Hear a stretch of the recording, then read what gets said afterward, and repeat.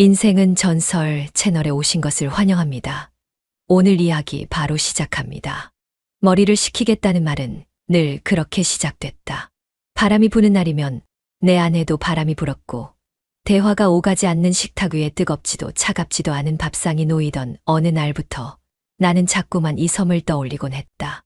그 섬엔 아무도 없었고 그 바다는 누구에게도 속하지 않았으며 그 낚시 가게는 이상하게도 늘 그대로였다.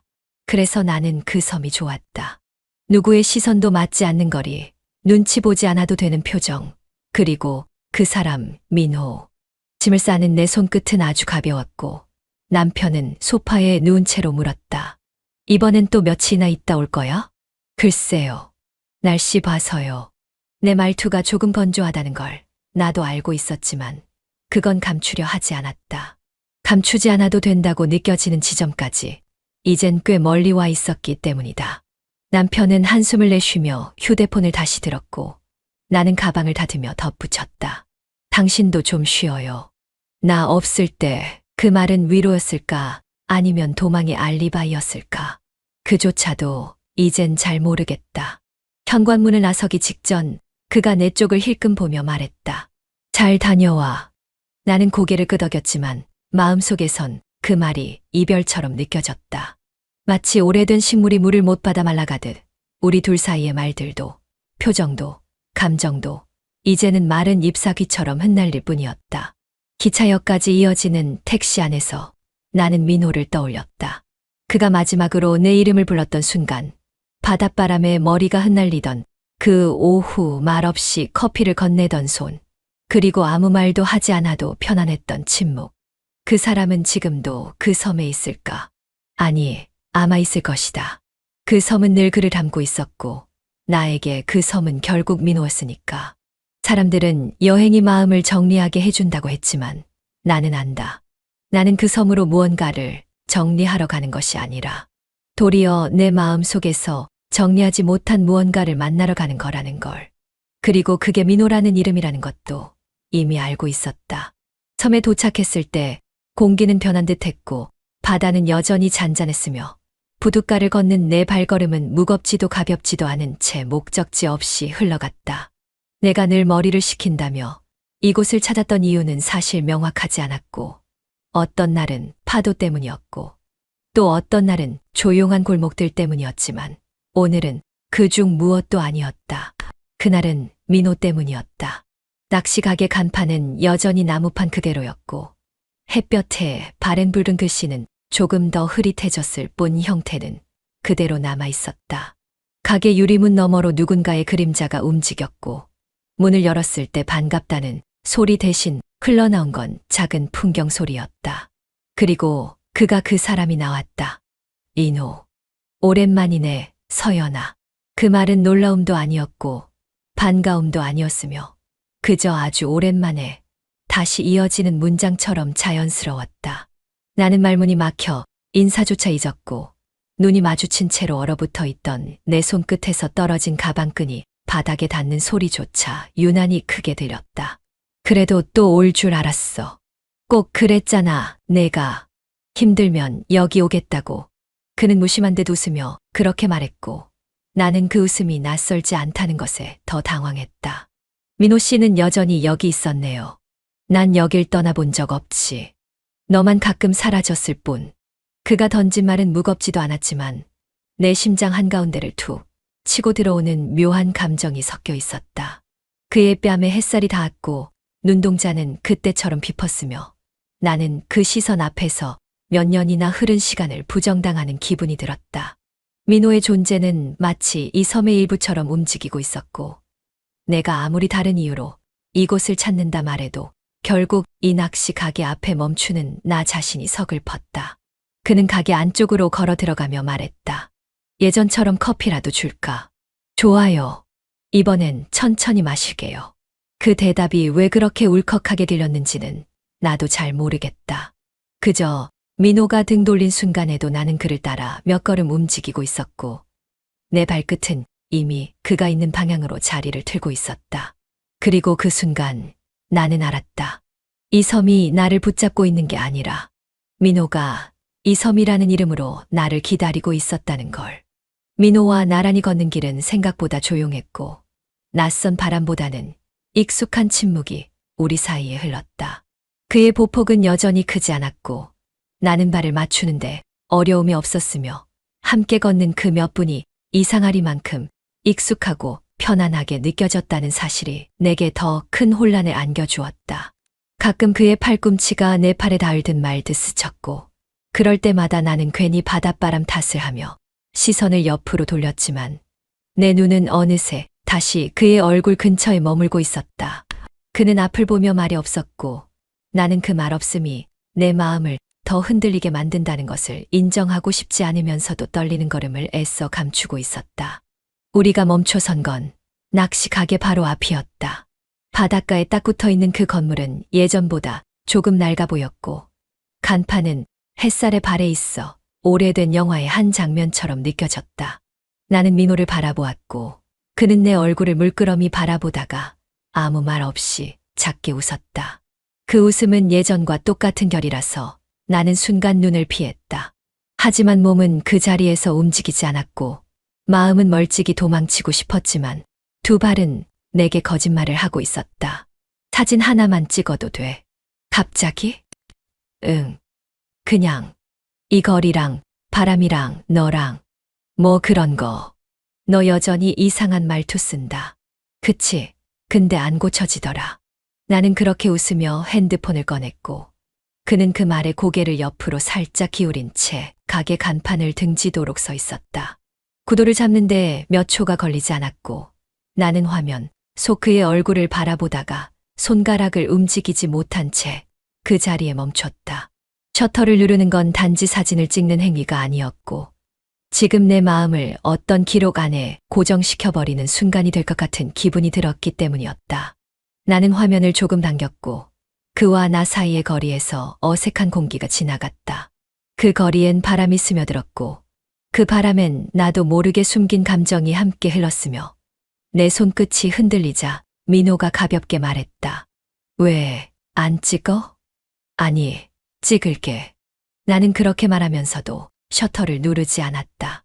그 순간 그의 팔과 내 팔이 아주 살짝 닿았고 나는 반사적으로 셔터를 눌러버렸다. 찰칵. 작고 낮은 소리였지만 그 순간만큼은 세상의 어떤 소리보다 분명하고 크게 울렸다.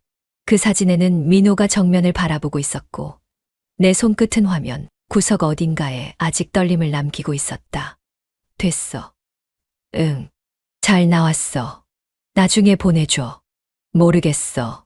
보내면 좀 후회할 것 같아서.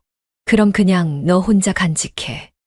그건 더 위험할지도 몰라. 그가 그렇게 말하고 고개를 숙였을 때 나는 그의 목덜미에 흐른 짧은 숨결을 보았다.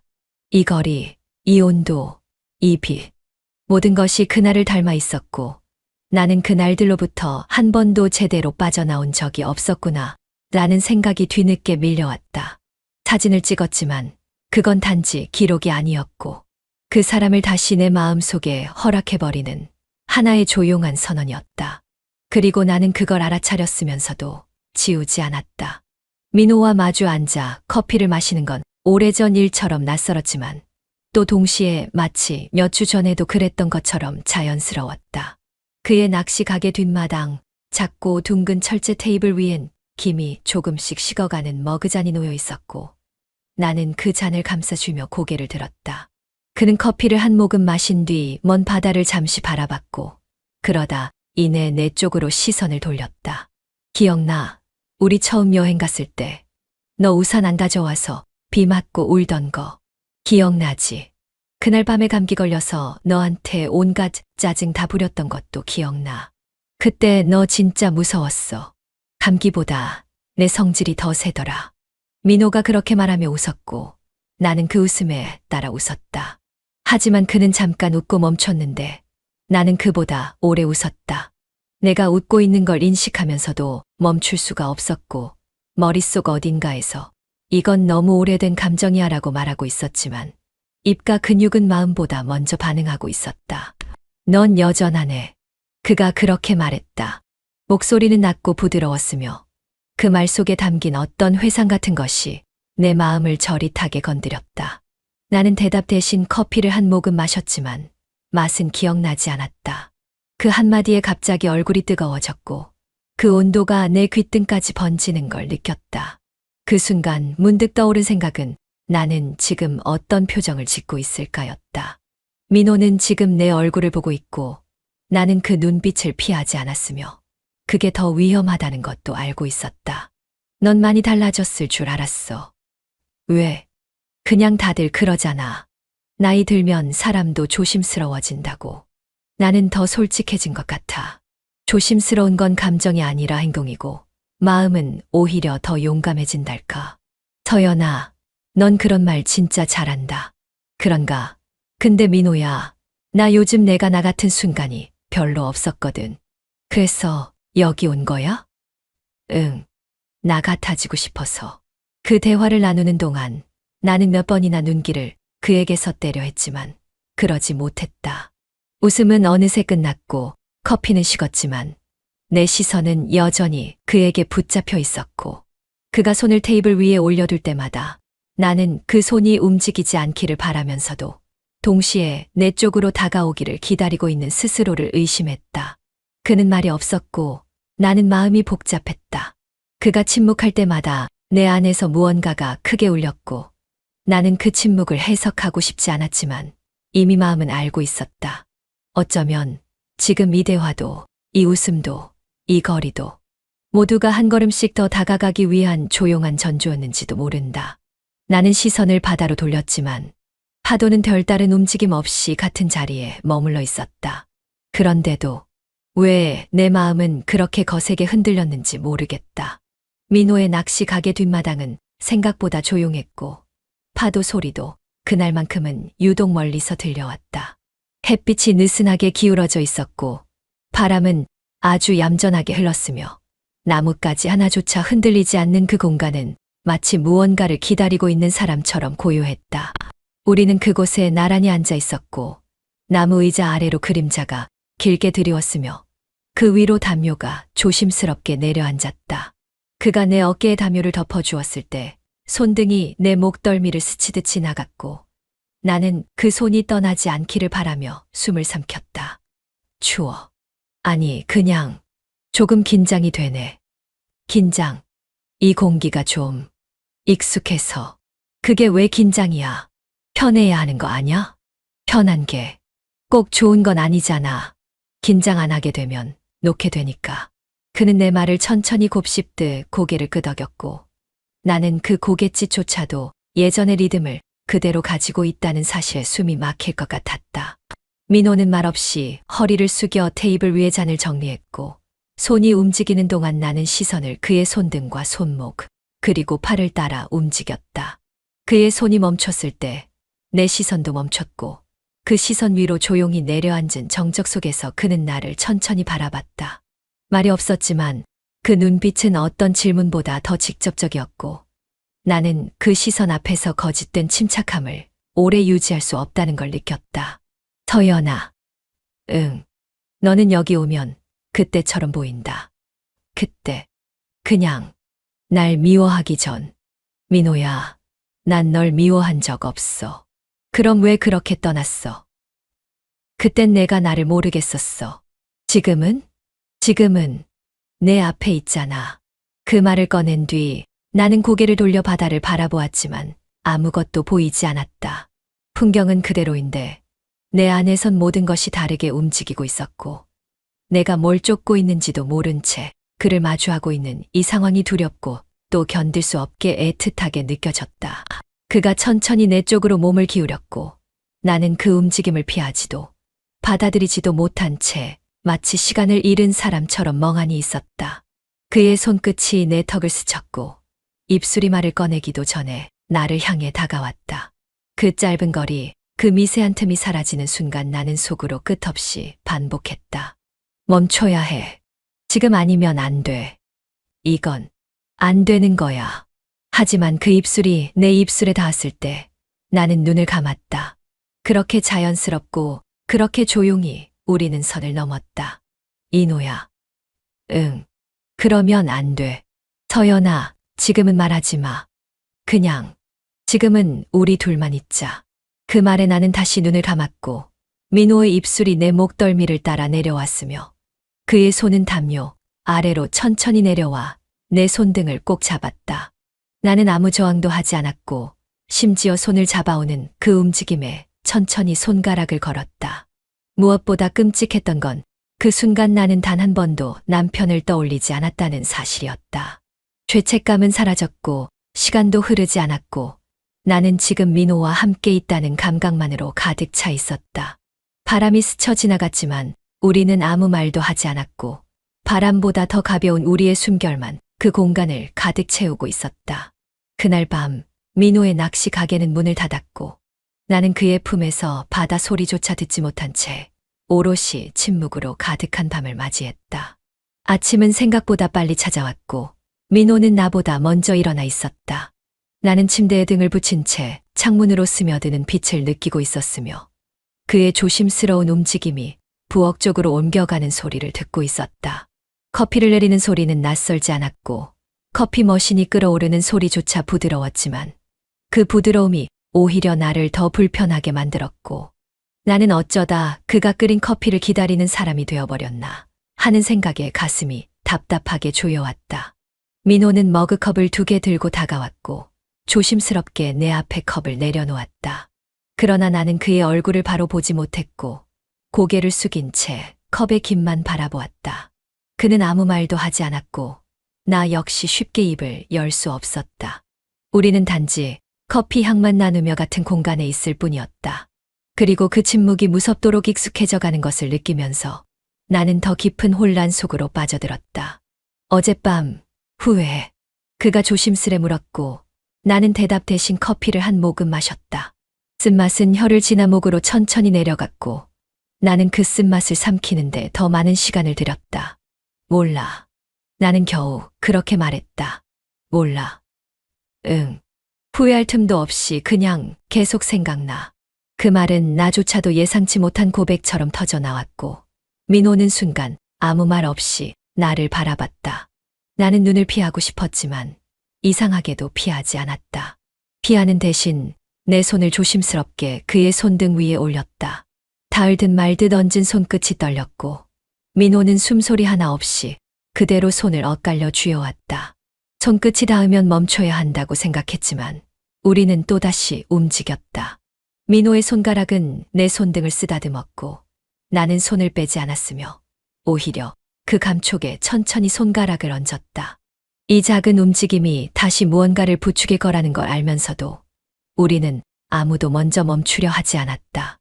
그리고 그렇게 말없이 우리는 다시 처음에 그 경계로 걸어 들어가고 있었다. 오늘은 그냥 가려고 했는데 민호가 말했다. 가도 돼. 말리진 않을게. 그런데 내가 손을 얹어버렸어. 미안. 아냐. 고맙지. 그는 웃지 않았지만 웃는 것보다 더 깊은 눈빛으로 나를 바라보았고 나는 그 눈빛 속에서 도망치지 않았다. 아니, 도망치는 걸 포기한 나를 스스로 확인하고 있었다. 우리 사이의 침묵은 어떤 말보다도 분명했고 손끝의 떨림은 어젯밤보다 더 부드럽게 그러나 명확하게 선을 넘어가고 있었다. 바깥에서는 바람이 살짝 불었지만 창문은 닫혀 있었고 그 고요함 속에서 우리의 온기만 방 안을 천천히 채워갔다. 나는 머릿속으로 몇 번이나 안 돼를 외쳤지만 입술은 단 한 번도 그 말을 내뱉지 않았다. 우리는 다시 반복되고 있었다. 어젯밤처럼 어쩌면 그보다 더 자연스럽게. 그리고 나는 점점 이 반복이 무섭지 않게 되어가고 있었다. 민호의 낚시 가게에 다시 도착했을 때 아무도 없는 그 공간은 여전히 조용했고 그의 표정도 말투도 지난번 그대로였다. 우리는 따로 말하지 않아도 될 만큼의 거리에서 움직였고 따로 정리하지 않아도 될 만큼의 감정을 서로 품은 채 있었다. 말없이 식사를 마치고 나와 마주 앉았을 때 그는 내 눈을 천천히 바라봤고 나는 고개를 돌리는 대신 그의 표정을 더 깊이 들여다봤다. 그는 웃지도 않았고 그렇다고 냉담하지도 않았다. 그저 그 자리에 있는 내게 가만히 있다는 것만으로 충분하다는 듯한 눈빛을 보내고 있었다. 또 오게 될 줄 알았어. 그래. 응. 지난번에 너 가면서 한참을 안 돌아봤거든. 그게 무슨 상관인데. 그게 말이지 다시 올 사람이야. 그 표정이. 나는 대답 대신 잔을 들었지만 손끝이 떨리는 걸 그도 봤을까. 순간 눈을 피하고 싶어졌다. 그런데도 피하지 않았다. 나를 보는 민호의 시선이 너무 정확하게 나를 기억하고 있어서 외면하는 순간 되려 나 자신이 도망치는 것 같았기 때문이다. 그는 천천히 일어나 잠깐 나올래? 라고 말했고 나는 별말 없이 그를 따라 뒷마당으로 향했다. 그곳은 지난번과 똑같은 담요, 똑같은 바람, 똑같은 탁자 위에 아무도 앉지 않은 두 개의 찻잔만이 놓여 있었다. 그가 의자 하나를 가리켰고 나는 말없이 자리에 앉았다. 민호는 내 옆에 앉지 않고 처음엔 마주 앉아 있었다. 하지만 그 거리도 그 방향도 너무 정확해서 오히려 더 긴장됐다. 서연아. 응. 그냥 이렇게 앉아 있는 게 좋다. 나도 그래. 내가 나를 봐주는 눈빛이 다시 익숙해진 것 같아서. 익숙해지면 위험해. 서로 조심하면 되잖아. 민호야.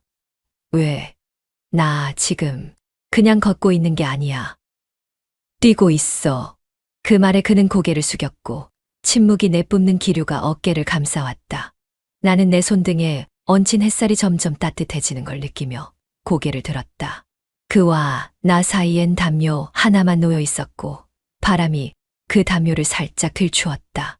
그 바람 사이로 그의 손이 내 무릎 근처를 지나 테이블 아래로 움직였고 나는 잠시 그 손의 방향만 따라 눈을 움직였다. 민호는 조심스레 내 무릎 위에 손을 얹었다. 손가락은 조심스러웠고 나는 그 손을 밀어내지 않았다. 그가 나를 바라보았고 나는 눈을 피하지 않았다. 아니, 이번엔 정면으로 바라봤다. 한참을, 아주 오랜 시간 아무 말도 없이 그 눈을 들여다봤다. 그가 숨을 삼켰고 나는 그 숨이 내 가슴 안에까지 스며드는 기분을 느꼈다. 서연아, 지금 안 돼도 난 내 옆에 있고 싶어. 나 지금 안 된다는 말 듣고 싶지 않아. 그럼 어떻게 할까? 날 그냥 끌어당겨. 그리고 그 말이 끝났을 때 민호는 천천히 내 옆으로 돌아와 앉았다. 이제는 마주하지 않았고 어깨가 닿을 듯 말 듯 스쳤으며 나는 숨을 깊게 들이쉬었다. 그의 손이 다시 내 손을 잡았고 이번엔 강하게 잡았다. 그 손을 느끼며 나는 나지막하게 말했다. 당신 옆에 있으면 그냥 내가 돼. 그 말 2번 들으니까 더 위험하다. 그럼 이제 그냥 해. 그리고 우리는 서로를 향해 고개를 돌렸다. 입술이 닿는 순간 나는 이번엔 눈을 감지 않았다. 서로의 얼굴이 겹쳐지고 호흡이 깊어지고 손이 허리를 끌어안고 나는 그의 무릎 위로 천천히 다리를 넘겼다. 그의 숨이 거칠어졌고 내 가슴이 그의 가슴에 닿았고 그는 담요를 걷어내며 말없이 내 등을 감싸 안았다. 서연아, 멈출까? 그만 말해.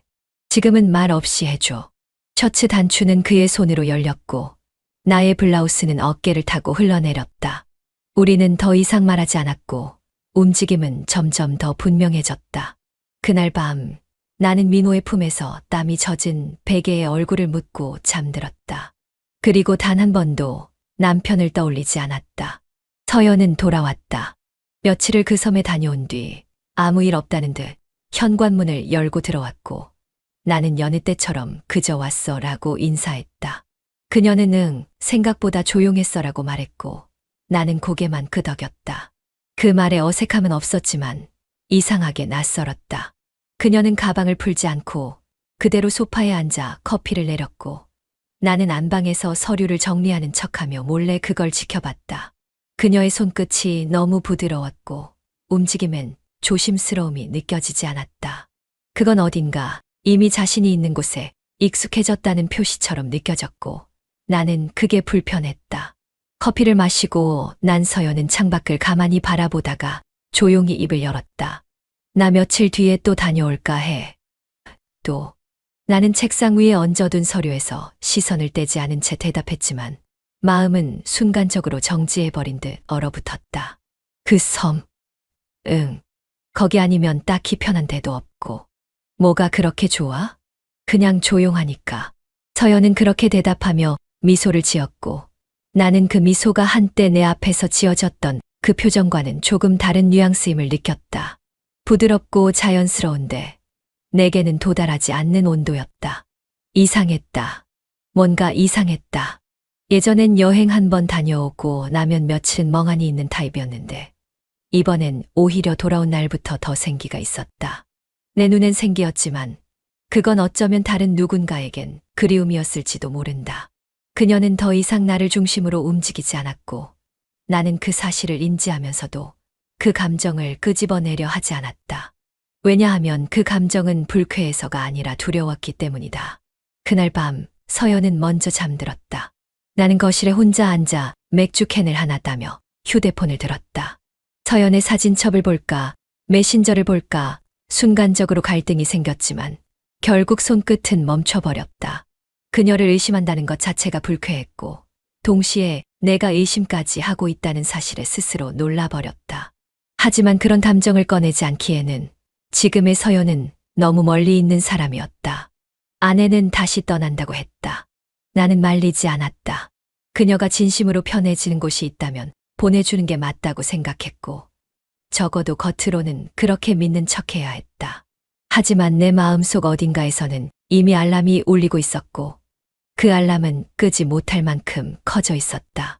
나는 창문을 열고 밤 공기를 들이마셨다. 바람이 차가웠지만 내 감정은 더 서늘했다. 그녀가 다시 그 섬에 간다면 이번엔 그냥 돌아오게 둘 수 없을 것 같았다. 나는 말하지 않았다. 이번에도 그녀가 떠날 준비를 할 때 가방에 뭘 챙기는지, 휴대폰을 얼마나 자주 확인하는지, 창밖을 얼마나 오래 바라보는지 지켜봤지만 아무 말도 하지 않았다. 그저 고개만 끄덕였고 그래, 잘 다녀와라고 똑같은 말만 반복했다. 그러고 나서 그녀가 탄 배의 시간표를 확인했고 몰래 같은 노선에 올랐다. 같은 섬, 같은 풍경. 하지만 이번엔 내가 그곳을 따라간 이유는 단 하나였다. 그녀가 진심으로 바람만 쐬고 오는지 확인하고 싶었다. 정말 그것뿐이었다고 처음엔 그렇게 생각했다. 섬에 도착하자 서늘한 바람이 얼굴을 스쳤고 바다는 조용했으며 사람도 드물었다. 서연은 뱃머리 쪽에서 조용히 내려 걸어갔고 나는 먼 거리에서 그녀의 그림자만 따라갔다. 그녀는 익숙한 걸음으로 낚시 가게 쪽으로 향했고 가게 앞에 도착한 순간 문을 노크도 없이 밀고 들어갔다. 그 짧은 동작 하나에 나는 심장이 쿵 내려앉는 기분을 느꼈고 무릎 아래가 조금 저려왔다. 나는 가게 앞까지는 가지 못하고 옆길로 돌아 뒷마당 쪽으로 걸음을 옮겼다. 예전에도 이 섬에 몇 번 함께 왔기에 그 뒷마당이 어떤 구조였는지는 기억하고 있었다. 그리고 담장을 돌아 들어갔을 때 나는 그곳에서 아주 익숙한 색의 천을 봤다. 회색과 베이지가 섞인 아내가 지난 겨울부터 자주 두르던 머플러. 그게 낚시 가게 뒷마당의 의자 등받이에 아무렇게나 걸쳐져 있었다. 옷가게에서 진열된 것처럼 가지런하지도 않았고 방금까지 누군가 앉아 있었던 자리에 내려놓은 듯 자연스러웠다. 나는 그 자리 앞까지 걸어가 의자에 앉아보지도 못한 채 시선만 바닥으로 내렸다.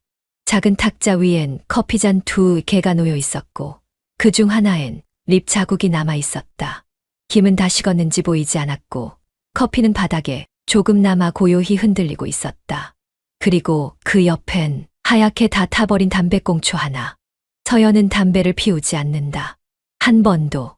나는 머리끝까지 피가 쏠리는 기분을 느끼며 두 손을 가볍게 움켜쥐었다. 그리고 심호흡을 했다. 그 순간 마당 너머로 파도 소리가 조용히 울렸다.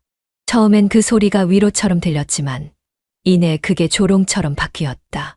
아무 말도 하지 않으면서도 이 풍경은 모든 걸 말하고 있었다. 여기에 그녀가 있었고 또 누군가도 있었다는 것. 함께였고 따뜻했고 적어도 나와는 전혀 다른 공기를 나눴다는 것.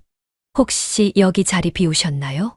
가게 안으로 들어가려던 나에게 누군가 조심스레 말을 건넸고 나는 몸을 움찔하며 고개를 돌렸다. 관광객처럼 보이는 중년 남성이었다. 아, 네. 그냥 친구 만나러 왔는데 자리에 없네요. 나는 그렇게 얼버무렸고 그는 고개를 끄덕이며 말없이 떠났다. 그 자리에 서 있으면서도 나는 문을 열 수 없었다. 문을 열어 확인하고 싶었다. 정말 그 사람이 있는지 그녀가 지금 누구와 함께 있는지, 어떤 얼굴을 하고 있는지를. 하지만 겁이 났다. 내가 이 문을 여는 순간 정말 아무것도 돌아가지 않을까봐. 그 두려움은 내가 생각한 것보다 훨씬 깊었다. 나는 아무것도 하지 못한 채 그 자리를 뒤로하고 돌아섰다. 그날 나는 섬을 떠났지만 그 섬엔 아직도 아내의 커피잔이, 그 사람의 담배가, 그리고 내 의심이 남아 있었다. 나는 서연을 안아본 게 언제였는지 정확히 기억나지 않는다. 처음엔 바빴고 피곤했고 서로 조금씩 멀어졌다는 핑계를 댔지만 지금 생각해보면 그건 그냥 포기였다. 나도 그녀도 한 번도 먼저 다가서지 않았고 그렇게 우리는 서로를 점점 편한 구석에 묶어두기만 했다. 몸이 닿지 않아도 말을 섞지 않아도 우리는 부부니까 괜찮을 거라 착각했던 날들이 쌓여 어느 순간부터 부부라는 말이 가장 낯선 이름이 되었다. 아침이면 그녀는 커피를 내리고 나는 서류를 정리했다. 저녁이면 그녀는 소파에 앉았고 나는 방에 들어갔다. 대화가 없는 건 아니었다. 하지만 그 대화 속엔 서로를 향한 관심도, 질문도, 감정도 없었다. 그저 밥은 먹었어. 오늘은 늦게 들어왔네 같은 정해진 시간에 나오는 자동응답 같은 말들이 오갔다. 그리고 그마저도 점점 줄어갔다. 오늘 저녁 뭐 먹을까? 아무거나. 난 입맛 없어. 라면 끓일까? 나가서 좀 먹고 올게. 나는 그녀의 뒷모습을 보며 물었고 그녀는 고개조차 돌리지 않았다. 그 말투엔 지친 것도 귀찮은 것도 아닌 그냥 아무 감정이 실려 있지 않았다. 무표정이 아니라 무감각.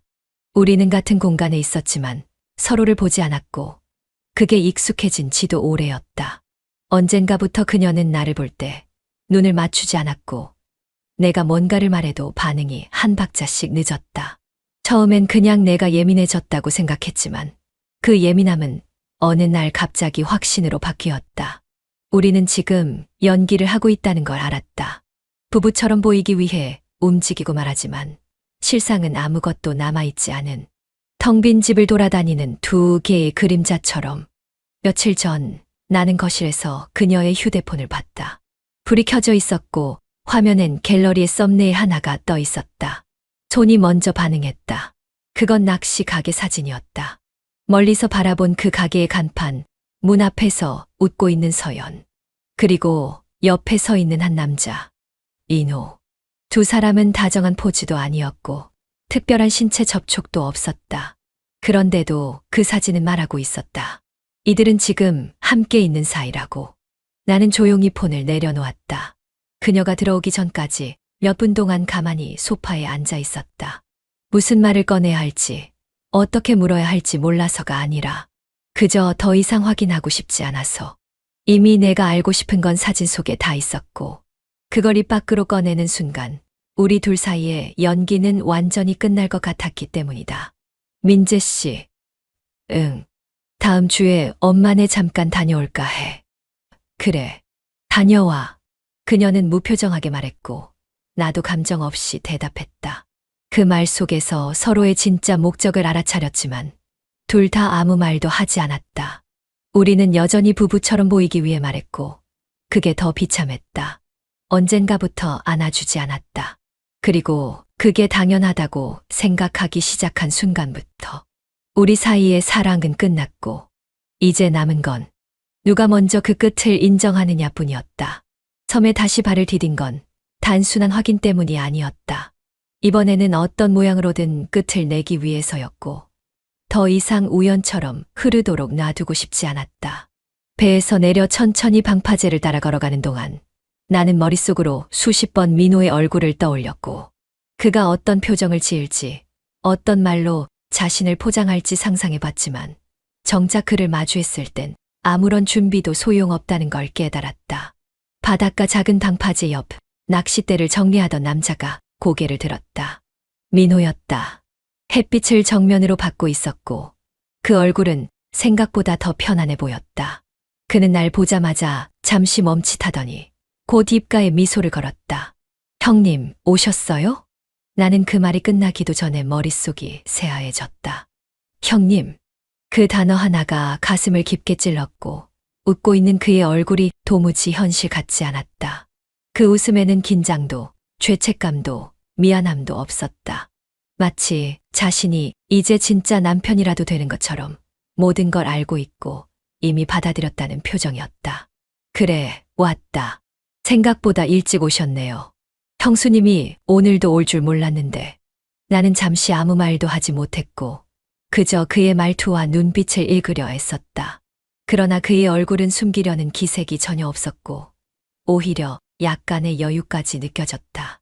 그건 더 큰 모욕이었다. 비겁하게 숨거나 도망치기는커녕 당당하게 웃고 있다는 사실이. 서연이 어딨어? 내 목소리는 낮았지만 단단했고 그는 그 물음에도 흔들리지 않았다. 안쪽에요. 마당 정리하고 있어요. 들어가시겠어요? 나는 그의 무심한 말투를 다시 한번 곱씹었고 그 안에서 스스로의 감정을 누르고 있었다. 화를 내기엔 너무 늦었고 따질 이유조차도 어쩌면 이미 지나가 버린 것 같았다. 내가 지금 뭘 하고 있는지 알아? 알아요. 알면서도 이렇게 태연해. 형님, 그게요. 너무 늦었어요. 저희는 이미 입 다물어. 그 입으로 뭐까지 말할 건지 나 직접 듣고 싶진 않아. 그 순간 그의 눈빛이 조금 흔들렸지만 여전히 고개를 숙이지 않았다. 그게 더 역겨웠다. 나는 그를 지나쳐 낚시 가게 안으로 들어가려다 멈췄다. 들어가서 서연을 마주보면 무슨 얼굴을 해야 할지, 어떤 말을 해야 할지 몰랐기 때문이다. 그녀 역시 민호처럼 아무렇지 않은 얼굴을 하고 있다면 나는 그 얼굴을 얼마나 참을 수 있을까 상상조차 되지 않았다. 민호는 여전히 그 자리에 서 있었고 나는 등을 돌린 채 입을 열었다. 서연이한텐 오늘 내가 왔다는 말 하지 마. 왜요? 내가 직접 말할 거니까. 지금이 아니어도 다음이 아니어도 언젠간. 나는 다시 발을 옮겼고 그 발걸음 뒤로 파도 소리가 멀어져 갔다. 민호는 웃고 있었다. 그게 가장 잔인한 장면이었다.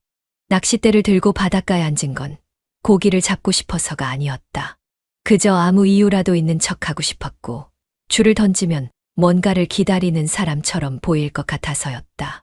기다리는 이유가 불분명해도 줄 끝에 뭔가가 닿을지도 모른다는 기대감 하나만으로 하루를 버티는 게 나았고 그저 앉아있기보단 그게 덜 초라하게 느껴졌다. 민호에게 낚싯대를 빌릴 땐 말 한마디 없었다. 그는 말없이 낚싯대를 내밀었고 나도 말없이 받아들었다. 무슨 말이라도 했으면 더 불편했을지도 모르겠다. 나는 낚싯대를 들고 혼자 방파제 쪽으로 걸었고 뒷짐처럼 내린 마음을 질질 끌고 그 위에 털썩 앉았다. 처음 하시는 거죠? 옆에서 낚시하던 노인이 말했다.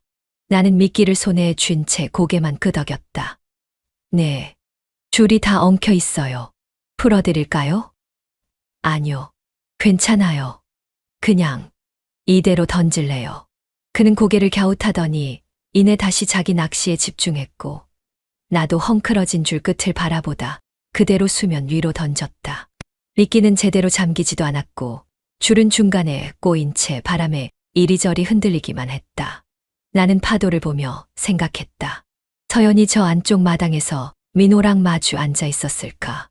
둘이 나란히 이런 바다를 보며 웃기도 했을까? 아니면 아무 말 없이 그냥 그저 다정하게 앉아만 있었을까? 생각은 꼬리를 물고 이어졌고 손끝은 멍해졌고 햇빛은 모자도 없이 앉은 내 정수리를 뜨겁게 눌러댔다.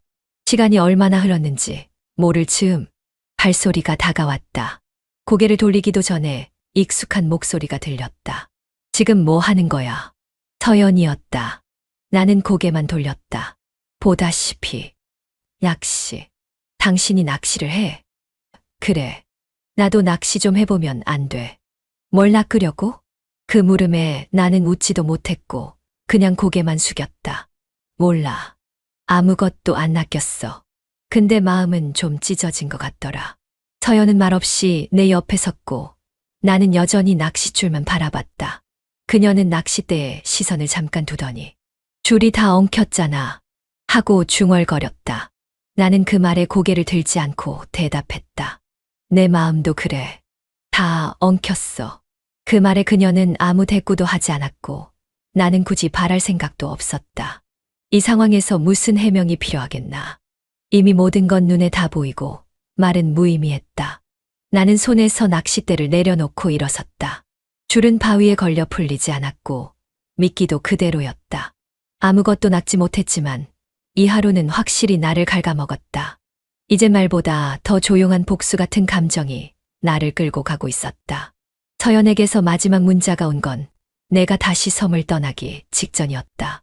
지금까지의 문자들과 다를 바 없을 줄 알았는데 그 메시지는 짧고 느슨했고 그래서 더 무거웠다. 이번엔 오래 있을게. 그 말은 나 찾지 마와 다르지 않았고 그녀의 말투 속에서 나는 돌아올 생각이 없다는 걸 직감했다. 그 아래로 이어진 문장. 너무 미안하단 말. 너무 늦게 하게 되네. 그 문장에서 나는 오히려 안도했다. 적어도 그녀는 알긴 알았구나. 이게 미안할 일이라는 걸.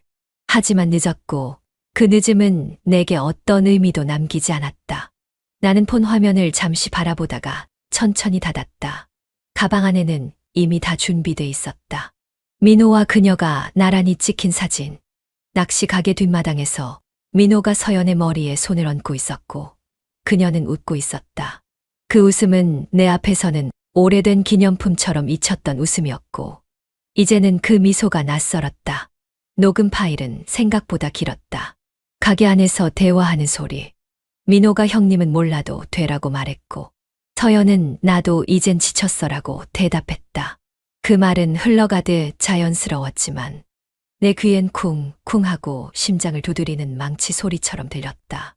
나는 이어폰을 뺀 채 바다를 한참 바라봤고 그때부터 지금까지 단 한 번도 다시 들어보지 않았다. 방명록도 있었다. 민호가 운영하는 가게엔 그 섬을 찾는 사람들이 손글씨로 글을 남기는 방명록이 있었고 그녀는 거기에 남겼다. 오래오래 여기 있었으면 좋겠어요. 그게 서연의 글씨였고 나는 한 글자 한 글자 손으로 덮으며 읽었다. 여기, 그녀가 있고 싶은 곳. 그게 민호의 곁이었다. 다 정리된 거야? 나는 조용히 고개를 끄덕였고 친구 재훈이 내 맞은편에 앉으며 맥주를 하나 건넸다. 내 아내 다시는 못 보는 거냐? 아마. 그래도 뭐 하나 말은 듣고 끝내야 되는 거 아니야? 이미 들었어. 말보다 확실한 것들로. 나는 폰을 들어 화면을 켰고 거기엔 서연이 마지막으로 보낸 문자가 떠 있었다. 사람이 이렇게까지 무너질 수도 있구나 싶더라. 그래서 뭐 할 거야 이제. 가서 얼굴 보고 끝내지. 그것밖에 더 있어. 그래도 마음은 남잖아. 나는 맥주캔을 따며 고개를 저었다. 그건 그냥 미련이야. 그런 거 여기에 놔두고 가야지. 파도는 여전히 들려왔고 바람은 내 뺨을 차갑게 스쳤다. 이젠 분노도 아니고 슬픔도 아닌 그 중간 어딘가에서 머문 감정만이 내 어깨에 남아 있었고 나는 그 무게를 가만히 짊어진 채 다시 폰을 꺼냈다. 서연의 문자를 다시 한 번 읽었다. 너무 미안하단 말. 너무 늦게 하게 되네. 그래, 늦었다. 그리고 그 늦음은 이제 끝이란 뜻이었다. 그날 아침 나는 오래된 단톡방 하나를 열었다. 서연과 함께 몇 번 갔던 섬마을 사람들끼리 묶인 단체 채팅방이었다. 주로 민호가 낚시 정보나 장사를 알리기 위해 쓰던 공간이었고 대부분의 주민들이 조용히 눈팅만 하던 곳이었다. 그 방의 사진을 하나 올렸다. 그리고 아무 말도 덧붙이지 않았다. 사진 속에는 낚시 가게 뒷마당, 의자에 나란히 앉은 두 사람. 민호가 서연의 어깨에 손을 얹고 있었고 서연은 그 손을 피하지 않은 채 웃고 있었다. 그 모습은 설명이 필요 없는 진실이었다. 몇 초 후 메시지를 고정하고 민호 아내의 계정도 태그했다. 그녀는 그 방에서 활동이 거의 없었지만 한 번쯤 들어올 타이밍이 올 거라 생각했고 그 타이밍은 몇 시간 후가 되지 않았다. 그날 저녁 민호의 가게 앞엔 쌍욕이 적힌 A4 전단이 수십 장 뿌려져 있었다. 섬 호구 만들어 놓고 여편네랑 놀아난 X새끼. 이런 놈한텐 믿기도 아깝다. 낚시가 아니라 남의 여자 낚은 주제에. 그런 문장들이 붉은 매직으로 적혀 있었고 가게 입구 유리문은 계란 투척으로 얼룩져 있었다. 민호는 그날 가게 문을 닫았다. 서연도 그 시간에 어디 있었는지 알 수 없었지만 이튿날 오후 그녀는 짐 하나 들고 집으로 돌아왔다. 문을 열었을 때 나는 아무 말도 하지 않았다. 서연은 무표정한 얼굴로 신발을 벗고 안으로 들어왔고 거실 가운데까지 와서 멈췄다. 그제야 얼굴을 들었고 그 얼굴은 낯설었다. 화장기 없는 민낯, 부은 눈, 헝클어진 머리카락, 그리고 울음을 참으려는 듯 일그러진 입꼬리. 이럴 줄 알았어. 그녀가 그렇게 말했다. 나는 천천히 시선을 들어 그녀를 바라봤고 대답 대신 컵에 물을 따라 그녀 앞으로 밀어놨다. 마셔. 마셔서 뭐. 그냥 마셔. 너 오늘 하루도 못 넘기게 생겼으니까. 서연은 물을 들고 한 모금 삼켰고 잔을 테이블 위에 툭 내려놨다. 언제부터 알았어? 처음부터. 그럼 왜? 기다렸지. 내가 돌아오든 떠나든 둘 중 하나는 해야 할 거니까. 그녀는 한참을 말없이 서 있었다. 눈에 눈물이 고였지만 떨어지지는 않았다. 오히려 더 깊이 숨어들었다. 이렇게까지 해야 했어. 그럼 이 정도는 해줘야 잊을 수 있지 않겠냐. 그 말에 그녀는 입술을 깨물었고 고개를 돌린 채 말없이 가방을 들고 방으로 들어갔다. 나는 한참을 앉아 있다가 그녀가 닫은 문 쪽을 바라봤다. 방문 아래로 흘러나오는 울음소리는 없었지만 그 조용함이 더 거슬렸다. 울지도 못하는 사람이 더 무서운 법이다. 감정이 다 빠진 사람은 이제 아무것도 돌이킬 수 없다는 뜻이니까. 그날 밤 나는 소파에 기대 누웠고 그녀는 문을 열지 않았다. 섬엔 세 사람이 있었다. 그 중 한 명은 망가졌고 하나는 떠났으며 나머지 하나는 이제 무너지는 중이었다. 짐을 싸는 데에는 생각보다 오래 걸리지 않았다. 사실 오래 걸릴 것도 없었다. 이 집에 남겨둘 함정도 가져갈 미련도 별로 없었기 때문이다. 양복 몇 벌, 속옷, 책 몇 권, 그리고 서랍 깊숙이 숨겨뒀던 작은 수첩 하나. 그걸 마지막으로 가방에 넣고 지퍼를 잠그는 순간 서연이 거실로 나왔다. 나가지 마. 그녀는 단도직입적으로 말했다. 목소리는 부드럽지 않았고 대신 한 번도 본 적 없는 절박함이 묻어 있었다. 나는 잠시 손을 멈췄고 고개를 들었다. 너무 늦었어. 안 늦었어. 아직 말할 수 있잖아. 나 후회해. 그 말을 왜 지금 해서야 하는 건데. 미안해. 정말 미안해. 나 그냥 잠깐 흔들렸던 거야. 잠깐 흔들리면 사람이 그렇게 무너져. 안 그럴 줄 알았어. 근데 나도 어쩔 수 없었어. 나는 짐 가방 옆에 놓인 커피잔을 집어들고 천천히 싱크대로 걸어갔다. 잔을 헹구는 동안 그녀는 내 뒤에 서 있었다. 물소리 위로 들려오는 숨소리만이 집 안에 머물렀고 그 숨소리는 잔잔한 파도처럼 길고 지쳐 있었다. 우리 다시는 안 돼. 그 말에 나는 물을 잠그고 천천히 몸을 돌렸다. 여긴 이제 내 것도 아니고 내 것도 아니야. 그녀는 입술을 꽉 깨물었다. 눈물이 맺혔지만 나는 그 눈물조차도 오래 보고 싶지 않았다. 나는 가방을 끌고 현관으로 향했고 신발을 신으려던 찰나 그녀가 내 손목을 붙잡았다. 제발 그냥 한 번만 나 용서해 주면 안 돼. 나는 그 손을 바라보다가 조용히 빼냈다. 그 손끝의 체온은 여전히 익숙했지만 그 익숙함마저 이제는 꺼내 쓰고 싶지 않은 오래된 물건 같았다. 이건 너한테 벌 주는 것도 내가 착해서 참는 것도 아니야. 그럼 왜? 그냥 이게 맞는 것 같아서. 우리 둘 다 이쯤에서 끝내야 서로 덜 망가질 것 같아서. 문을 열었고 바깥 공기가 집 안으로 밀려들었다. 섬을 떠난 후 이곳은 다시 한 번도 웃음소리가 들리지 않았고 파도 소리도 내겐 이제 아무 의미 없었다. 우리가 함께 나눈 것들이 부서진 후 그 파도는 소음일 뿐이었고 그녀의 울음은 이제 내 죄책감을 끌어내지도 못했다. 나는 마지막으로 고개를 돌려 그녀를 봤다. 그녀는 문 앞에서 망연히 서 있었다. 잘 살아, 인재야. 그 말이 끝나기 전에 나는 조용히 문을 닫았다. 문짝이 닫는 소리는 크지도 작지도 않았지만 그 경계 안에 남은 모든 감정이 마지막으로 울리는 소리 같았다. 나는 계단을 천천히 내려갔고 발밑에 그림자가 길게 늘어졌다. 그림자조차도 이제는 나 혼자였다. 인생은 전설 채널에 오신 것을 환영합니다. 오늘 이야기 바로 시작합니다. 바닷바람이 창문을 스쳐가는 소리에 민재는 천천히 눈을 떴다. 이마엔 식은땀이 맺혀 있었고 입술은 말라붙은 채 말없이 떨렸다. 목덜미부터 어깨까지 잔뜩 뻐근했으며 무거운 머리를 겨우 돌려 주변을 살피자 낯선 풍경이 시야를 채웠다. 파도 소리가 가깝게 들려왔고 창밖엔 바다가 보였다. 그는 창문을 약간 내리고 손을 뻗어 시동이 꺼진 차량 안의 공기를 확인했다. 어젯밤 친구 성우와 늦게까지 마신 술이 몸 안을 짓누르듯 느리게 퍼지고 있었다. 민재는 몸을 일으키려다 흠칫 놀랐다. 운전석에 누군가 앉아 있었기 때문이다. 여기가 어디지? 입에서 새어나온 목소리는 쉰 숨결처럼 가벼웠지만 마음속 불안은 빠르게 확장되고 있었다. 그가 고개를 완전히 돌린 순간 운전석에 앉아있던 여자의 옆모습이 드러났다. 윤정이었다. 성우의 아내이자 어제 분명히 술자리엔 없었던 그녀. 그녀는 거울을 보며 머리를 매만지다 민재와 눈이 마주치자 짧게 숨을 들이켰다. 일어났네. 많이 취했더라. 윤정은 담담하게 말했다. 목소리는 평소보다 한 톤 낮았고 시선은 거울 밖으로 미끄러졌다. 성우는 먼저 택시 타고 갔어. 넌 혼자 쓰러져 있었고 그냥 내가 데려다 준 거야.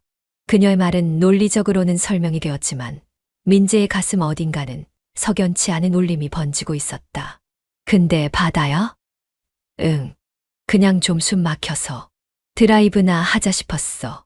윤정은 창밖을 바라보며 답했다. 말끝이 흐려졌고 목덜미를 문지르듯 살짝 손을 올리는 동작이 낯설지 않게 느껴졌다. 그녀와 단둘이 그것도 이런 한적한 바닷가에 있다는 사실 자체가 민재에게는 도저히 자연스럽게 받아들여지지 않았다. 아무 일도 없었어. 진짜야. 너 걱정될까봐 데려다 주려다. 그냥 여기까지 온 거야. 그녀는 다시 한번 당조하듯 말했지만 이상하게 그 말에 민재는 더 큰 의심을 품게 됐다. 창밖의 파도는 부드럽게 밀려오고 있었고 차량 내부엔 정적이 내려앉았다. 민재는 운전석 옆 컵홀더에 놓인 캔커피 2개를 보고는 아무 말 없이 고개를 떨궜다. 어디서부터 잘못된 걸까? 아니, 아직은 아무 일도 없었던 걸까? 그는 묻지 않았다. 그리고 그녀는 대답하지 않았다. 민재는 그날 이후 매일 아침 거울을 확인했다. 눈빛에 남아있던 혼란이 거쳤는지, 목에 난 자국 같은 찝찝한 감정이 사라졌는지, 스스로 진단하지 않고는 일상을 시작할 수가 없었다. 그저 아무 일도 없었다는 윤정의 말에 자신을 미치려 했었지만, 기억의 어딘가에서 흘러나오는 숨결과 시선, 멈춰있던 순간들이 꿈처럼 남아 민재의 마음을 반복해서 흔들어댔다. 회사 근처 점심을 먹고 사무실로 돌아오는 길이었다. 건물 모퉁이 그 그림자가 먼저 눈에 들어왔다. 짧게 묶은 머리, 회색 트렌치 코트를 입고 유리창을 비추며 무심한 듯 머리를 넘기고 있던 사람. 윤정이었다. 설마. 민재는 고개를 숙이고 걸음을 돌렸지만 오빠. 그 목소리는 예상보다 더 가까웠고 전날 꿈속에서 들었던 그 억양과 똑같이 낮고 조용했다. 여긴 왜 근처에 친구 만나러 왔어. 우연히 본 거야. 눈을 피하며 내뱉는 그 말이 진심인지 아닌지 따질 여유도 없이 민재는 대답 대신 고개만 끄덕였다. 그녀는 몇 걸음 떨어져서 걷다 다시 다가왔다. 그날 일 이상하게 생각하지 않았으면 좋겠어. 나도 아직 정리가 안 돼서. 별일 아니라며 민재는 짧게 말했다. 그러나 가슴속은 그 말과 달리 아직도 어딘가에 발이 묶여있는 느낌이었다. 며칠 뒤 성우에게 전화가 왔다. 야, 요즘 윤정 좀 이상하지 않냐? 응. 집에 자주 안 들어와. 말도 거의 없고. 뭐가 있는 것 같아. 왜 나한테 그걸 묻는데. 내가 지난번에 바닷가에서 봤다며. 그때도 그냥 말없이 나가 있던 거였거든. 민재는 휴대폰을 껐다. 말할 수 없었고 말해선 안 됐다. 윤정이 왜 그날 그 장소에 있었는지에 대한 의문이 생긴 순간부터 이미 모든 건 틀어져 가고 있다는 걸 직감하고 있었다. 머릿속을 떠나지 않는 건 그녀의 목소리가 아니라 그녀의 표정도 말도 아닌 그 침묵의 공기였다. 그건 여전히 민재의 주변을 조용히 감고 있었고 자신도 모르는 사이 그 안에 익숙해지고 있었다. 민재는 아무 말 없이 거실에 놓인 작은 소파에 앉아 있었다.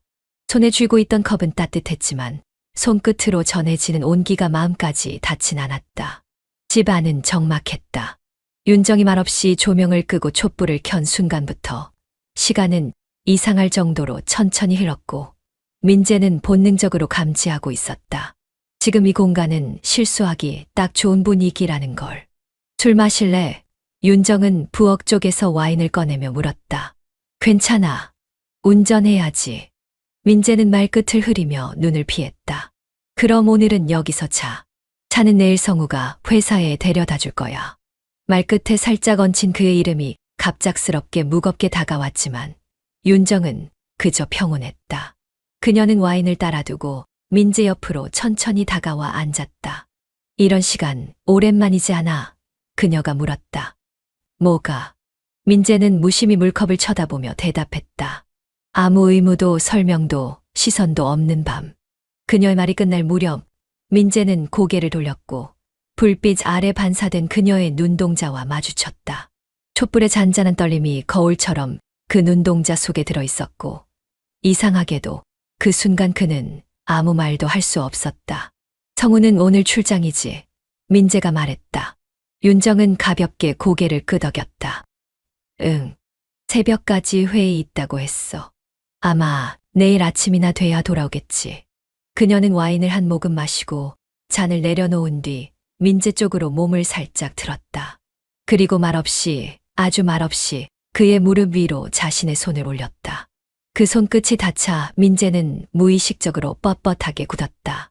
그러나 멈추진 않았다. 너 지금 뭐 하는 거야? 확실하게 보여줄게. 내가 뭘 원하는지. 그녀는 그렇게 말하며 민재의 입술에 가볍지 않은 키스를 건넸다.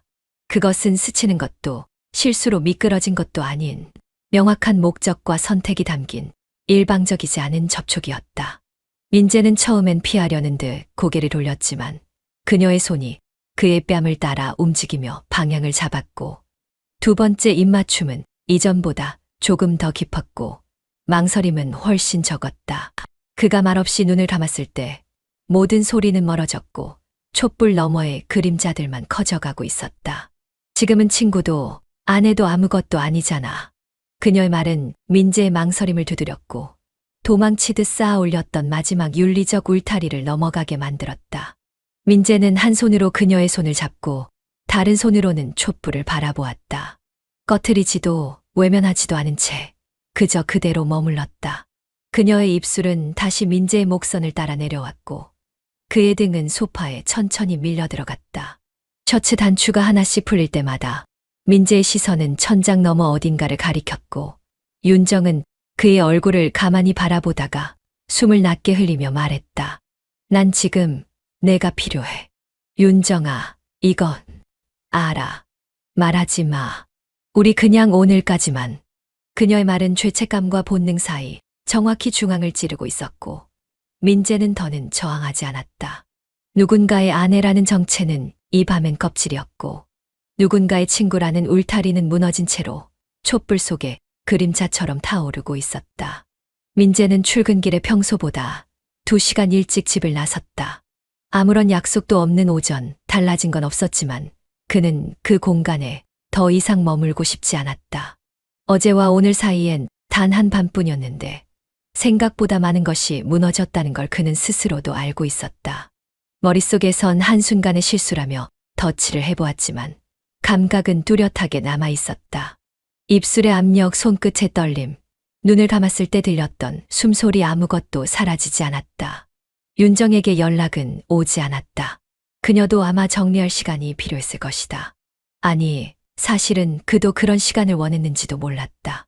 그러나 그 바람은 오래 가지 않았다. 잠깐 얼굴만 보자. 그녀에게서 짧은 메시지가 도착한 건 오후 5시를 넘긴 시간이었다. 민재는 손에 들고 있던 서류를 내려놓고 별다른 생각 없이 응이라고 답했다. 다시 만나면 뭐라도 정리되겠지. 혹은 그녀가 먼저 미안하다고 해주겠지. 그는 그렇게 기대했지만 또다시 생각이 짧았다는 걸 곧 깨닫게 된다. 카페 구석 윤정은 화장을 하지 않은 얼굴로 앉아 있었다. 창가 너머로 햇살이 그녀의 눈두덩에 맺힌 피로를 비추었고 민재는 무의식적으로 한숨을 삼켰다. 고마워. 나 같은 사람 다시 보고 싶진 않았을 텐데. 그녀는 먼저 웃었지만 그 웃음은 부서진 유리처럼 반짝이고 있었다. 괜찮아. 민재는 짧게 말했다. 그날 아니, 어젯밤. 난 그냥 너무 외로웠어. 성우는 요즘 나한테 눈길도 주지 않아. 뭐랄까, 그냥 투명인간 같아. 근데 넌 그날 나를 보고 놀라줬잖아. 그런 눈빛 진짜 오랜만이었어. 민재는 말을 잇지 않았다. 사실 뭐라 해야 할지도 몰랐다. 그녀가 하는 말이 변명처럼 들리면서도 또 한편으로는 너무 익숙한 이야기 같아서였다. 누군가에게 버려진 기분, 무관심 속에서 살아있는 존재로 느껴지고 싶은 갈망. 그건 아마 자신도 느꼈던 감정이었다. 그냥 누군가한테 기대고 싶었어. 그녀는 그렇게 말하며 시선을 내렸다. 내가 나쁜 사람이라 그런 게 아니야. 오히려 너무 다정해서 그랬어. 그러니까 혹시 너무 미워하지 말아줘. 민재는 고개를 저었다. 미워하지 않아. 그 말을 내뱉은 순간 마음이 더 무거워지는 기분이었다. 미워하지 않기 때문에 더 괴로운 거였다. 그녀는 잘못을 저질렀고 자신은 거기에 함께했지만 누가 더 나쁘다고 쉽게 말할 수 없는 복잡한 경계선 위를 걷고 있었다. 그날 밤 꿈도 안 꿨어. 그래서 더 무섭더라. 윤정이 조용히 말했다. 그게 그냥 아무 일도 아니었다는 뜻일까? 아니면 진짜 너무 깊이 들어가 버려서 내 마음이 그걸 받아들여 버린 걸까? 민재는 여전히 아무 말도 하지 않았다. 그녀는 그 침묵에 익숙하다는 듯 고개를 끄덕이며 자리에서 일어났다. 그럼 이만 갈게. 얼굴만 보고 싶었어. 괜히 너무 멀어지면 안 될 것 같아서.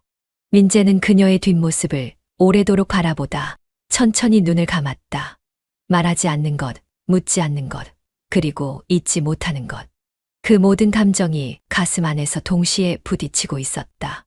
민재는 조수석 창밖으로 흐르는 불빛을 바라보며 머릿속을 어지럽히는 생각들을 조용히 밀어냈다. 퇴근 후 마주친 윤정의 표정은 이전과는 조금 달랐다. 무너지지도 감정에 휩쓸리지도 않은 오히려 평온한 얼굴이었는데 그 안에 무엇이 담겨 있는지 민재는 감히 짐작하지 못했다. 그녀는 거창한 설명 없이 그를 데려갔고 그저 말없이 운전대를 잡고 있었다. 목적지가 어딘지 묻지 않은 건 묻지 않아야 할 것들을 이미 알고 있었기 때문이었다.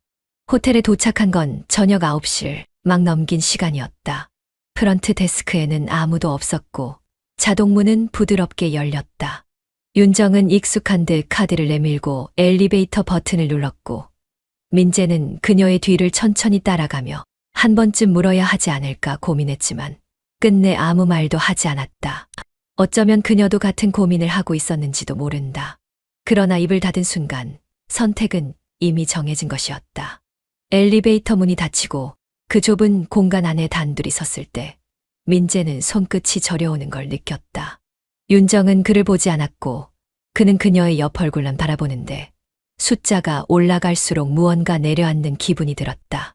층수가 바뀔 때마다 그들의 숨결도 조금씩 조용해졌고 문이 열릴 즈음에는 거의 침묵과도 같았다. 객실 문이 열리고 불이 켜지자 벽 쪽 조명이 은은하게 방 안을 채웠다. 윤정은 코트를 벗어 의자 위에 걸치고 민재를 향해 몸을 돌리며 긴 숨을 들이켠 그녀가 먼저 입을 열었다.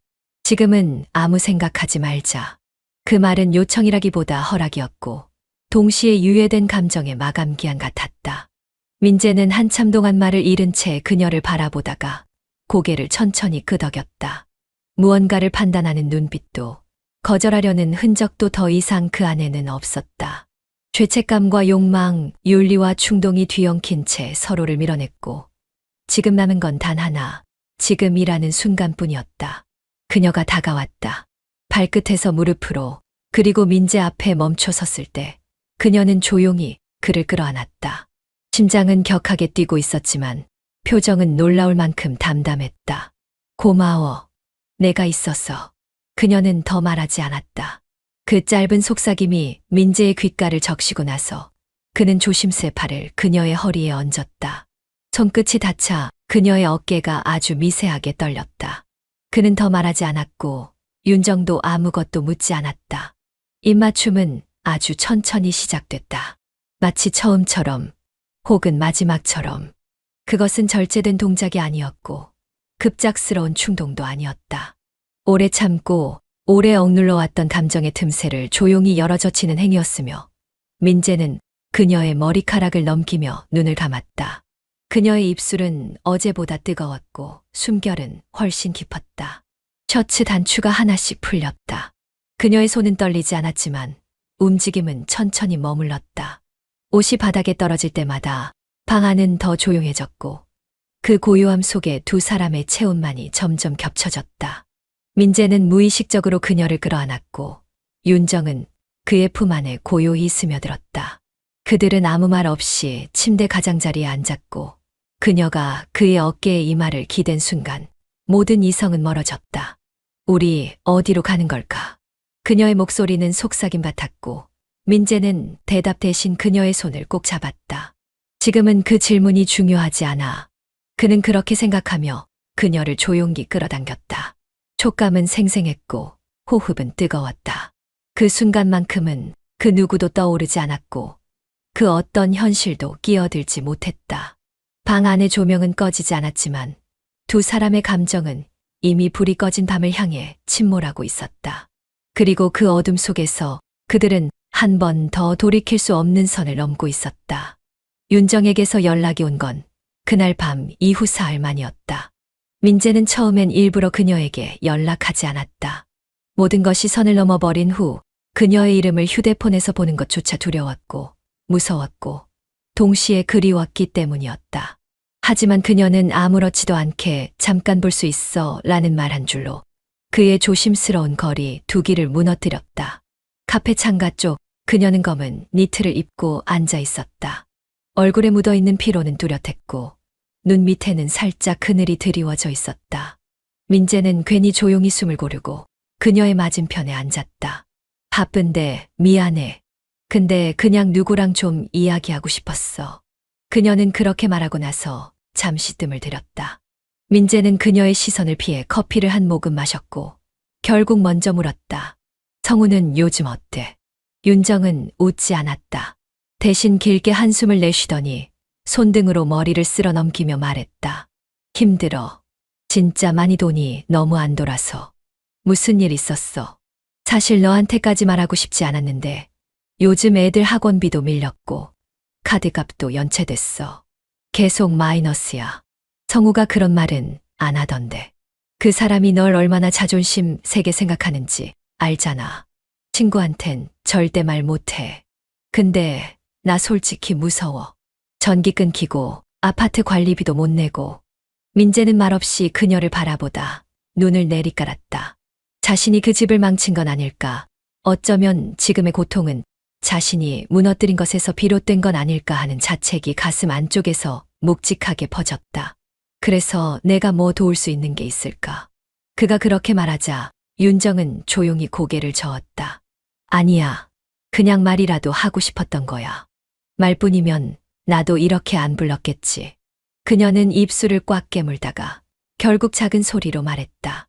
정말 조금만 다음 달까지만 버티면 돼. 다 갚을게. 얼마나 필요한데? 500. 그 수치를 듣는 순간 민재의 표정은 잠시 굳었지만 곧 풀렸다. 그녀는 고개를 들지 못한 채 말했다. 성우도 알아선 안 돼. 자기 힘으로 해내고 싶어 하니까. 부탁이야. 너랑 나 사이에만 있는 걸로 해줘. 민재는 깊게 숨을 들이쉬었다. 그녀가 돈을 원한 건지 자신이 주고 싶었던 건지조차 헷갈렸다. 그저 그녀가 무너지는 걸 막고 싶었다. 그리고 조금은 스스로에게 면죄부를 주고 싶었다. 그날 밤을 잊지 못한 죄책감과 미련과 복잡한 감정들을 이 한 번의 지출로 정리할 수 있다면 그건 싸게 치른 대가라고 느꼈다. 민재는 아무 말 없이 휴대폰을 꺼냈고 그녀의 계좌로 이체를 시작했다. 윤정은 아무 말도 하지 않았다. 하지만 입꼬리 끝이 아주 미세하게 흔들리는 걸 민재는 놓치지 않았다. 윤정은 아무 말 없이 신발을 벗고 익숙하게 민재의 거실로 들어섰다. 손에는 와인 한 병과 종이봉투 하나가 들려 있었고 그 속엔 두어 가지 간단한 안주가 들어 있었다. 민재는 그녀의 방문을 예상이라도 한 듯 와인잔을 꺼내며 말했다. 언제까지 이렇게 올 거야? 윤정은 대답 대신 와인을 따라 그의 잔을 밀어주며 앉았다. 그녀의 몸에서 풍기는 익숙한 향기가 조용히 공간을 감쌌고 민재는 말끝을 흐리며 와인을 들었다. 창밖은 이미 어두워져 있었고 방 안의 공기는 둘 사이에 침묵처럼 묵직하게 가라앉아 있었다. 요즘은 여기가 더 편해. 윤정이 낮게 말했다. 성우랑은 거의 말도 안 해. 같은 집에 있어도 방도 따로 써. 그냥 혼자 사는 기분이야. 민재는 그녀를 바라보다 시선을 돌렸다. 그렇게 둘은 잔을 기울이며 시간에 기대듯 앉아 있었고 윤정은 조금씩 그의 옆으로 다가왔다. 다리를 포개 앉으며 그와의 거리를 줄였고 술에 조금 취한 듯 고개를 그의 어깨에 기대며 말했다. 나 여기서 자고 가면 안 돼. 민재는 눈을 감았다. 윤정의 손이 그의 손등 위에 천천히 내려앉았고 그 작은 접촉이 주는 전율이 온몸을 지나쳤다. 민재는 그 손을 뿌리치지 않았다. 그녀는 천천히 그의 손을 자신의 허벅지 위로 이끌며 속삭였다. 그날 이후로 나 계속 생각났어. 너도 그렇지? 그 말에 민재는 대답하지 않았지만 그의 숨결은 짧아지고 있었다. 윤정은 그를 마주보며 얼굴을 가까이 했다. 입술이 닿기 전 그녀는 속삭였다. 지금은 아무 생각하지 말자. 입술이 맞닿았고 민재는 이번에도 밀지 않았다. 윤정은 그의 무릎 위에 올라타든 몸을 틀며 입술을 깊게 포개왔고 그 순간 민재의 손이 허리를 감쌌다. 그녀는 그를 안은 채 속삭였다. 성우는 몰라. 알 일도 없고 알려서도 안 돼. 민재는 고개를 돌려 눈을 감았지만 그녀의 손이 그의 목덜미를 더 끌어안았고 호흡은 빠르게 섞여갔다. 윤정이 그의 귓가에 닿을 듯 말 듯 속삭였다. 오늘만 내가 나한테 져줘. 방 안은 어두웠고 침대 시트는 서서히 구겨지고 있었다. 그들의 실루엣이 천천히 겹쳐졌고 민재는 더는 그 어떤 것도 부정하지 않았다. 스탠드 불빛 아래 그림자는 하나로 합쳐졌다. 그리고 민재는 스스로에게 중얼거렸다. 이젠 되돌릴 수 없겠지. 성우에게서 마지막으로 연락이 온 건 윤정이 민재의 집에 처음으로 자고 간 다음 날 아침이었다. 단순한 안부 문자 한 줄. 그 뒤로는 아무 말도 없었다. 민재는 일부러 먼저 연락을 하지 않았다. 도망치는 것처럼 보일까 두려웠고 동시에 어떤 말도 스스로를 변명할 수 없다는 걸 알고 있었기 때문이다. 대신 그는 윤정이 두고 간 헤어핀을 손에 쥐고 창밖을 오래 바라봤다. 그녀는 전보다 자주 민재의 집에 들렀다. 처음에는 이틀에 한 번이었고 그 다음은 매일이었다. 민재는 어느 순간부터 그녀를 자연스럽게 맞이했고 윤정도 아무렇지 않게 그의 소파에 기대 TV를 보거나 물을 마셨다. 성우랑은 진짜 끝인가 봐. 아예 대화도 안 해. 민재는 묻지 않았다. 하지만 그녀는 말하고 싶다는 듯 저녁을 준비하며 쏟아내던 말을 이어갔다. 언젠가부터는 집에 같이 있어도 안 보이더라. 마주치면 그냥 문 닫고 밥도 따로 먹고 그렇게 된 지 오래야. 그는 그 말을 믿고 싶지 않았지만 그녀의 지친 눈빛을 보면 그것이 꼭 거짓말은 아니라는 생각도 들었다. 동시에 자신이 그 안에 너무 깊게 들어왔다는 자각이 스멀스멀 피어올랐다. 성우는 여전히 아무런 말도 없었고 민재는 그 침묵이 어쩌면 무언의 비난일지도 모른다고 생각했다. 연락이 뜸해진 건 우연이 아닐지도 모른다고. 이미 모든 걸 알고 있기에 더 이상 할 말이 없는 건 아닐까 하는 생각이 머릿속을 떠나지 않았다. 요즘 너 좀 이상해. 윤정이 말했다. 예전엔 이렇게까지 눈피하지 않았잖아. 내가 뭘 잘못한 거야? 아니, 그런 건 아니고 그냥 혼란스러워서. 내가 여기 있는 게 너한테 부담이면 말해. 다시는 안 올게. 그런 말 아니잖아. 윤정은 대답 대신 고개를 끄덕였다. 하지만 그 표정에는 알 수 없는 묘한 미소가 걸려 있었고 민재는 그 미소가 자신을 더욱 움츠러들게 만든다는 걸 깨달았다. 그녀는 어느새 집에 자신의 슬리퍼를 두고 다니기 시작했고 냉장고 안엔 윤정이 사다 놓은 요거트와 과일이 자리 잡고 있었다. 민재의 집은 서서히 그러나 분명히 윤정의 흔적으로 채워지고 있었다. 그는 더 이상 선을 넘는 것에 죄책감을 느끼지 않았다. 대신 그 죄책감이 무뎌져 가는 자신을 경계해야 할 것 같다는 생각이 들었다. 민재는 원래 타인의 휴대폰을 들여다보는 사람이 아니었다. 아니, 들여다보지 않으려고 애썼다. 그것은 신뢰의 붕괴를 자처하는 행동이었고, 설령 뭔가를 보게 되더라도 애써 모른 척하는 것이 평화로운 관계를 유지하는 유일한 방법이라고 믿어왔다. 하지만 그날 윤정이 샤워를 하러 들어간 사이 탁자 위에 놓인 그녀의 핸드폰이 화면을 밝히며 울렸다. 민수 지인이라는 낯선 이름. 민재는 그 이름이 성우와도 그녀가 언급한 어떤 인물과도 겹치지 않는다는 사실을 단박에 알아챘다. 그 순간 그의 손은 마치 의식도 없이 핸드폰을 들었고 습관처럼 푸는 비밀번호는 윤정이 예전 자주 쓰던 번호 그대로였다. 문자엔 짧게 이번 주는 힘들 것 같아. 다음에 봐. 라는 말이 적혀 있었다. 그리고 통화 기록은 최근 걸려온 모든 번호가 지워져 있었다. 너무 깨끗해서 오히려 수상할 정도로. 샤워를 마치고 나온 윤정은 젖은 머리를 수건으로 대충 감싼 채 민재를 향해 웃었다. 하지만 민재는 핸드폰을 다시 원래 자리에 두며 조용히 물었다. 이 번호 누구야?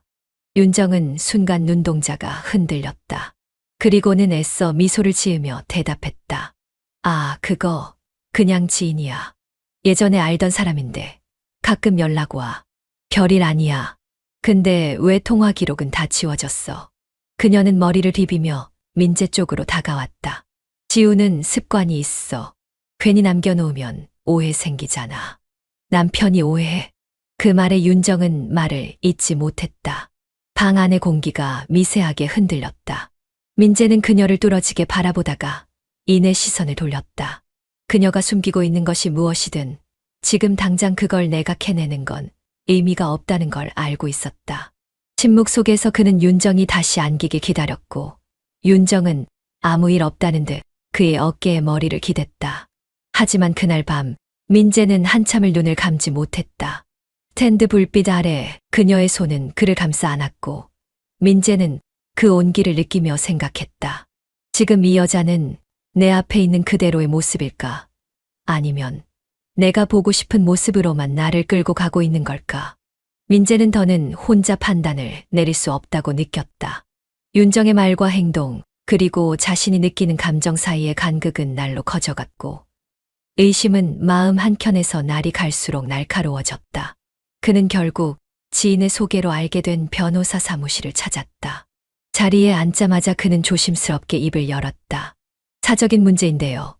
제가 요즘 어떤 여자와 관계가 얽혀 있는데 뭔가 이상합니다. 그냥 느낌이 좀 그래요. 변호사는 조용히 고개를 끄덕이며 노트북을 열었다. 말씀 편하게 하세요. 일단 그분 성함이 어떻게 되죠? 민재는 약간 머뭇거리다 말했다. 윤정이요. 성은 정윤정. 그 순간 변호사의 눈썹이 희미하게 찌푸려졌다. 마치 낯익은 이름을 들은 듯한 반응이었다. 민재는 그 표정을 보고 되묻지 않을 수 없었다. 왜요? 그 이름이 혹시 익숙하신가요? 변호사는 깊은 숨을 내쉬고 손을 모았다. 정윤정 씨 전에 저희 사무실에도 비슷한 상담이 들어온 적 있습니다. 어떤 상담이었죠? 비슷한 구조였어요. 남자 쪽이 경제적으로 여유가 있었고 그녀와 가까운 관계를 맺으면서 금전적으로도 많은 지원을 했습니다. 처음엔 피해자가 감정적으로 너무 깊이 빠져 있어서 사실 확인이 어려웠죠. 그런데 결국요?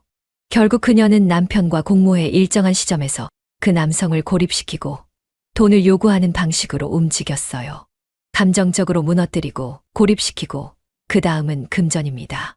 민재는 손에 힘이 들어갔다. 그는 이제까지 겪어온 모든 장면들이 머릿속에서 빠르게 재생되는 기분을 느꼈다.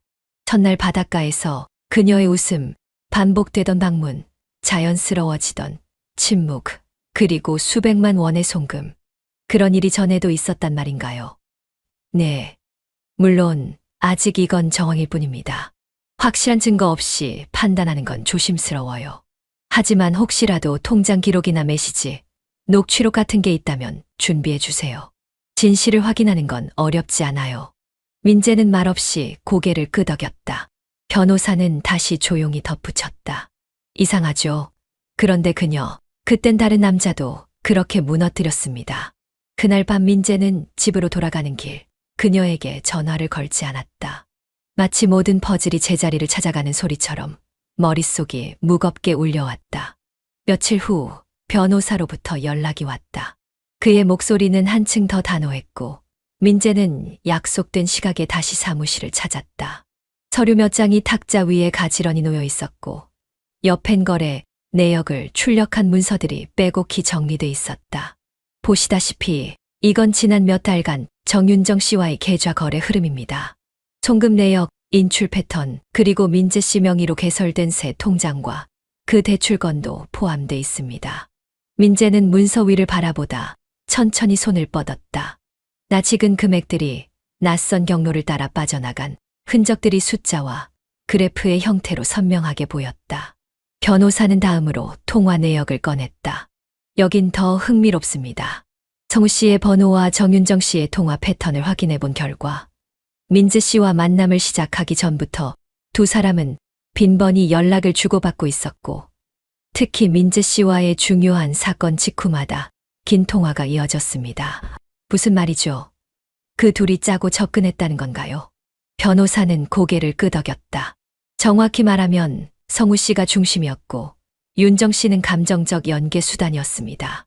초기 계획은 간단했어요. 민재 씨가 상속받은 자산을 최대한 가까이에서 파악하고 그를 흔들 수 있을 만큼 감정적 연결을 만든 뒤 자금 이동을 자연스럽게 유도하는 것. 민재는 말이 나오지 않았다. 손끝이 문서 가장자리를 움켜쥐었고 종이가 가볍게 구겨졌다. 이 모든 시간이 거짓이었단 말인가.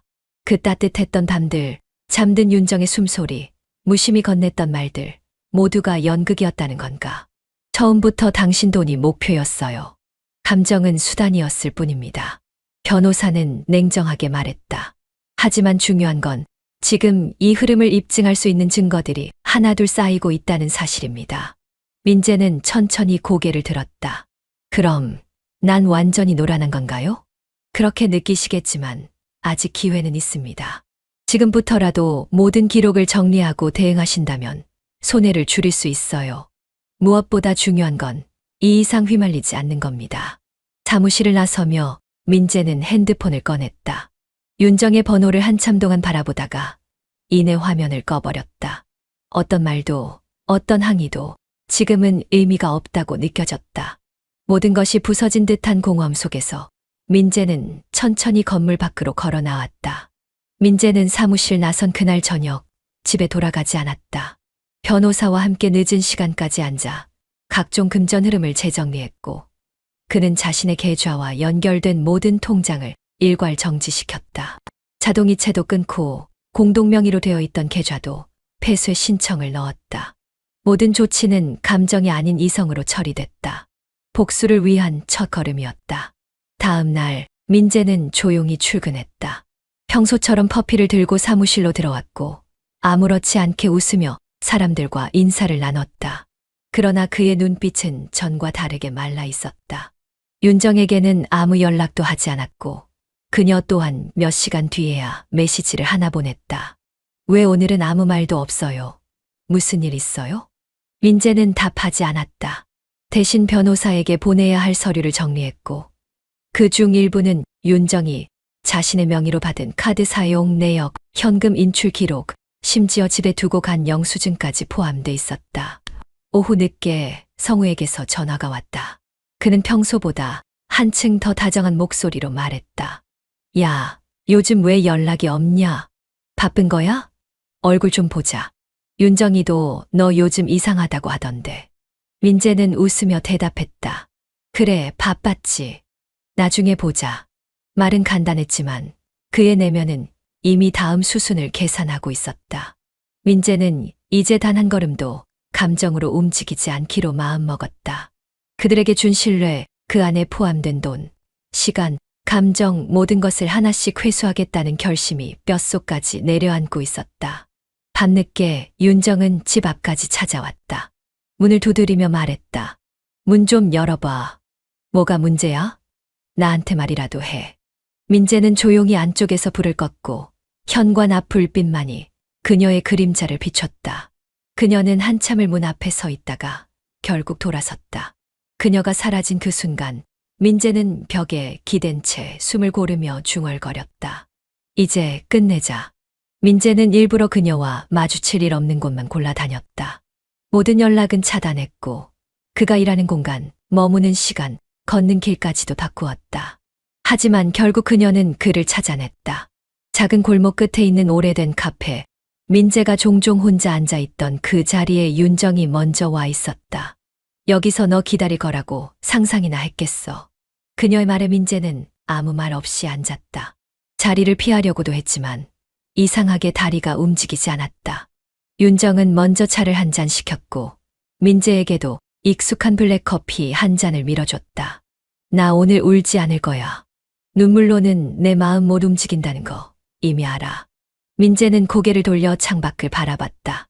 바람에 흔들리는 간판 소리, 어딘가 익숙한 커피향, 그리고 윤정의 낮은 숨소리가 그 틈을 채웠다. 너 왜 아무 말도 안 해? 나한테 뭐라도 묻지 않아?